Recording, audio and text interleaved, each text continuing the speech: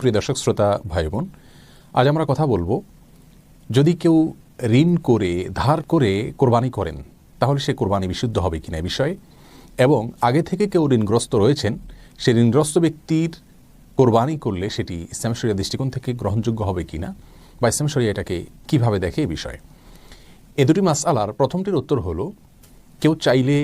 ধার করে ঋণ করে কোরবানি করতে পারেন যদি তিনি পরবর্তীতে এই ঋণ পরিশোধ করার সদুদ্দেশ্য তার থাকে, ব্যবস্থা তার থাকে, তাহলে তিনি ঋণ করে কোরবানি করতে পারেন। জাগতিক যে কোনো কাজ যেরকম আমরা ঋণ করে লোন করে করতে পারি, রাসূল করিম সাল্লাল্লাহু আলাইহি ওয়াসাল্লামের জীবনেও তিনি লোন করেছেন, ঋণ করেছেন, সাহাবা ইকরাম অনেকে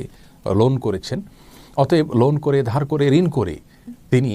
কোরবানি করতে পারেন যে কোনো ভালো কাজ, এমনকি দান সাদকা হজ উমরা করার জন্য যদি কেউ ঋণ করেন এবং তার ঋণ পরিশোধ করার সদুদ্দেশ্য রয়েছে এবং ব্যবস্থা রয়েছে, তিনি জানেন যে ঋণ তিনি পরবর্তীতে পরিশোধ করতে পারবেন ইনশাআল্লাহ,